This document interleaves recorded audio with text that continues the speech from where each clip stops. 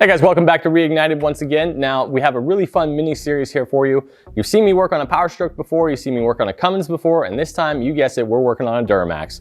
I've got my brother-in-law's 2005 Duramax here. We're gonna do a series of upgrades to it. Most importantly, we're going to be putting on some head studs with some new head gaskets on there. We're also going to be doing some other upgrades to it. We have a new intake system, we have some upgraded brakes here, we have a turbo inlet, we have some other maintenance items we're going to be doing as well. We've new serpentine belt, we've got a water pump, tensioner, idler pulley, that sort of thing. We also have this fuel screw here, which I'm not exactly certain what this even does, but we're gonna install it anyway. Hope you stay with me, guys. All right, so this job starts off like you might expect. We're gonna go ahead and yank the cab on this thing. Now, one thing to remember about any of these vehicles is that this is the way they're put together from the factory, is by putting the cab down onto the frame. So that's the way they're designed to come apart as well. So honestly, taking them off the frame really isn't usually too involved with the proposition. Now, that being said, I haven't pulled the cab on one of these in about a decade, so it's gonna take me a little bit of time. And this video isn't necessarily going to be a how-to step-by-step, but you'll at least kind of see the process as we go along. Let's get into it. All right, so as you can imagine with pretty much any job like this, the first things you're going to want to do is go ahead and discharge the AC system, because the AC lines are always going to be attached to the cab. So you discharge the AC lines, do that in a proper way, of course, and then go ahead and drain the cooling system. You can drain the oil right now if you want, but I like to do that a little bit later on, and I'll show you why that is. So that's pretty much it. We're gonna go ahead and jump into a little bit of a time lapse here. We're gonna start with disassembly. Let's get this cab off.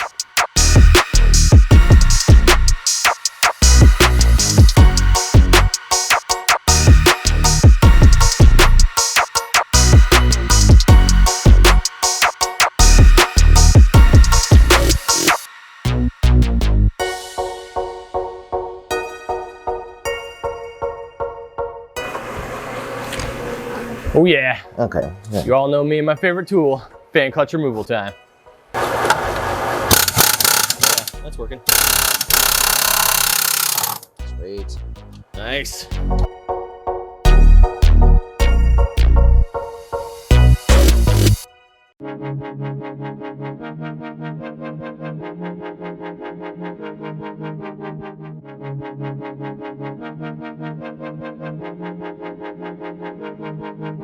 All right, a couple hours worth of work later, we've got everything pretty much all disconnected. Looks like we're ready to go to get this cab raised up.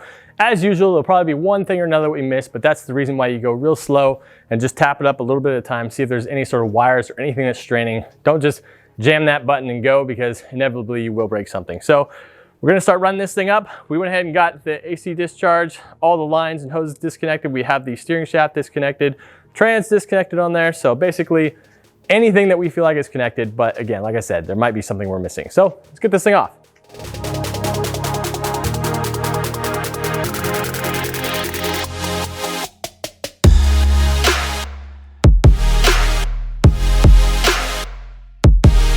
There we go, another cab off. Okay, so anytime you have the cab off of the truck, it's a great idea to really kind of just take a visual inspection of how the engine looks right now, because this is exactly how it needs to look before you drop the cab back down. You don't want to forget any components, because everything is going to be hard to get to once the cab is back on. So of course, just make a mental note or take an actual picture of it, something like that, something to help you get a good reference and say, okay, everything is on here that needs to be on here before you put the cab back down. So now we're gonna tear into the disassembly on this thing. We're hopefully going to get to the point where we have the heads off of this thing today. That's the goal. All right, guys, let's do it.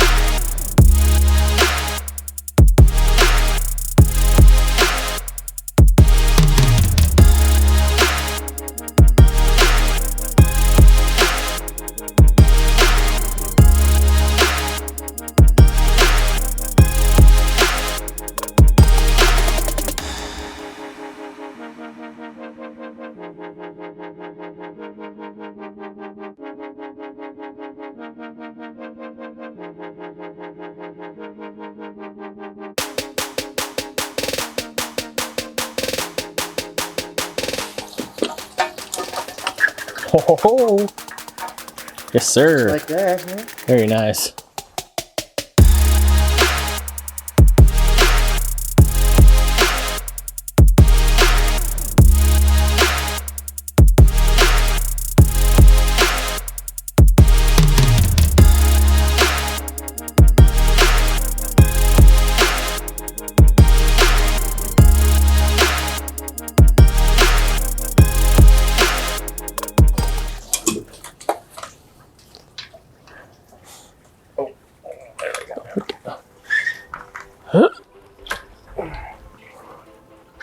Yep, right there. Same thing. Look at Front that. side, this side though, this time. There we go. See it on the other side really easy. Yeah, look at that. Cool. Yeah, that one's good. Sweet. You can see the exhaust Yeah, coming out, yeah. Yep, yep. There it was. Suspicions confirmed. Nice. Heyo. High five time. Nice job. Good work, good work. Nicely done. Nice job, Larry.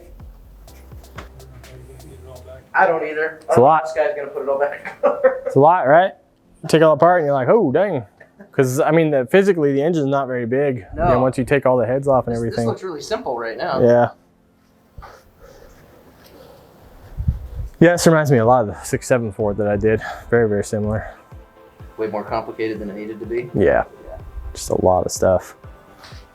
But the cab came off nicely. The engine was more complicated than I was expecting. Is But this more complicated than the 6.7, you think? nah, it's pretty much the same. Yeah. Pretty much identical, but the cab came off easier than I expected. So that Okay. was good. You know, get that. That was nice. All right, not a bad day. Got about what I hoped to get accomplished. We got the cab off this thing, got the heads off. I know you saw in the video there, you could see exactly where the head gaskets had failed. I honestly didn't think we'd be able to see anything. Brother-in-law was pretty sure we would. There it was. We saw it on both head gaskets. It was on the front cylinder on the driver's side and it was on the rear cylinder on the passenger side. So head gaskets for sure failed on this thing, which is always good to see. You always like to see a smoking gun when you take it apart. So now we get to clean everything up, put the head studs in there, put some new head gaskets on there, and get this thing back together with some upgrades. We'll see you guys tomorrow. All right, back for day two. A little bit of a setback here. We spent about half the day messing around with trying to drill and extract some broken bolts in the exhaust manifold. So you get these things go through a few trillion heat cycles. They get stuck in there pretty good. We did have a couple snap off. Not too big of a deal, but it did take up a big chunk of time. But however, we got that situation handled. We're ready to go.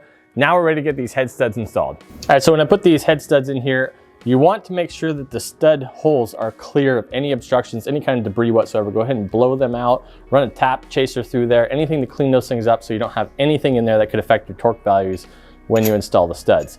However, there are also some of these holes where the studs go that could be punched into the water jacket ever so slightly. So you want to put just a tiny bit of sealant on the end of the head stud as you install it. That way you don't have any leaks coming out through there. Now when you put them in, the instructions say to run them down until they are hand tight.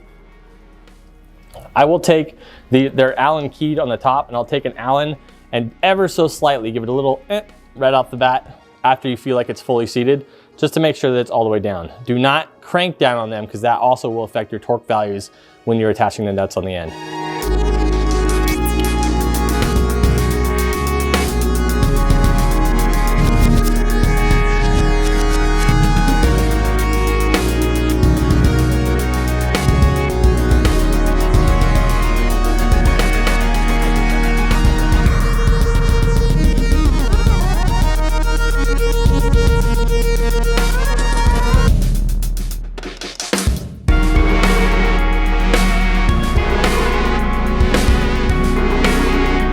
All right, once you got all your studs installed and you have them all seated in there, like I said, just hand tight in there.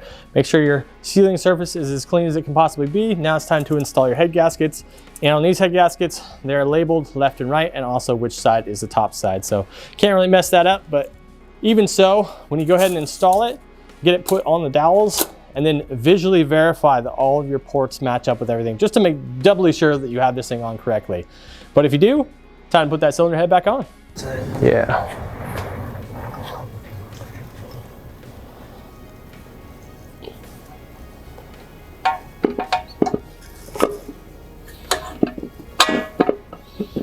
Oop, there we go. Easy peasy.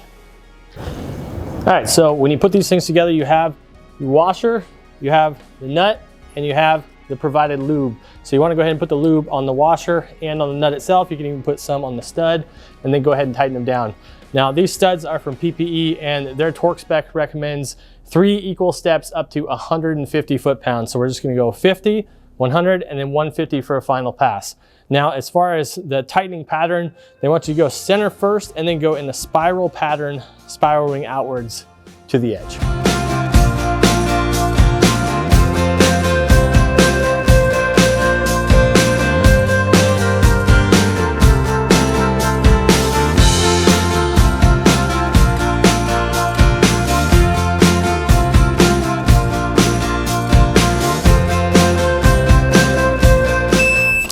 All right, we're in good shape. Now we need to go ahead and install the little bolts up top here. Torque those down to 18 foot-pounds.